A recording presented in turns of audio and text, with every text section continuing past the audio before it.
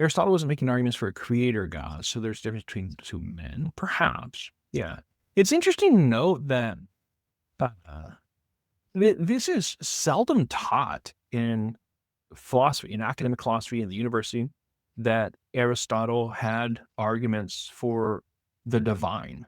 Seldom taught also that Socrates received wisdom from the divine, the oracle. You'll hear about this, but they don't really emphasize all that much, like what that means, what would that entail. I mean, Socrates was a religious person.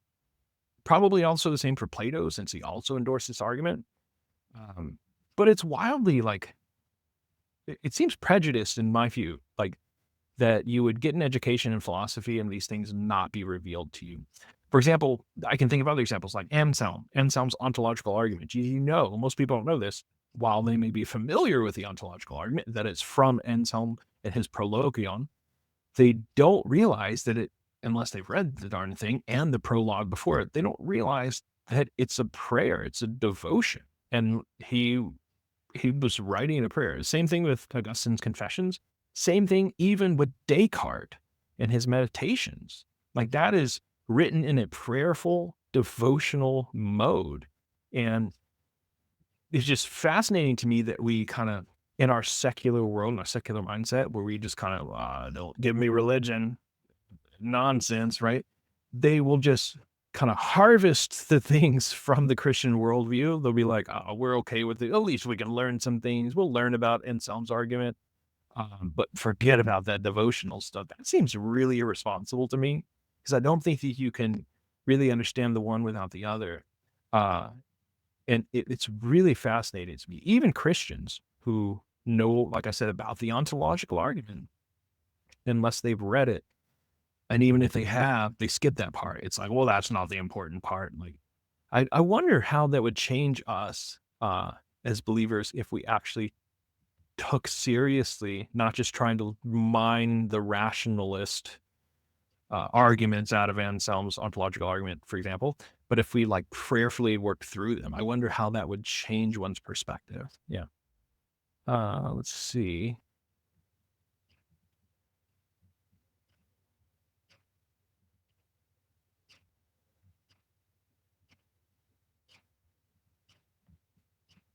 Yeah. So, yeah.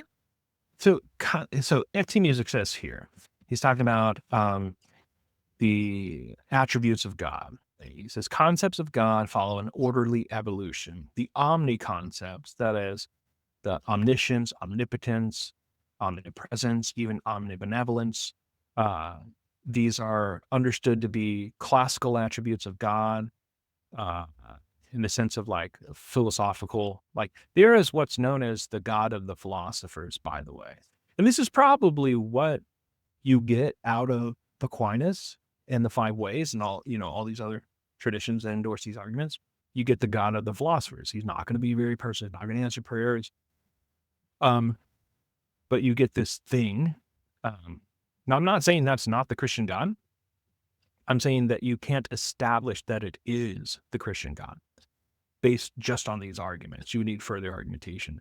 But he says here, the omni concepts are very late, and they grew out of the anthropomorphic concept of a God, man, or woman. El, Asherah, and Ugaritic text, the source for Hebrew scriptures. Of course, if you're not subscribed, let this be a reminder from my wife to make sure you subscribe. And I look forward to hearing from you next time. Take care.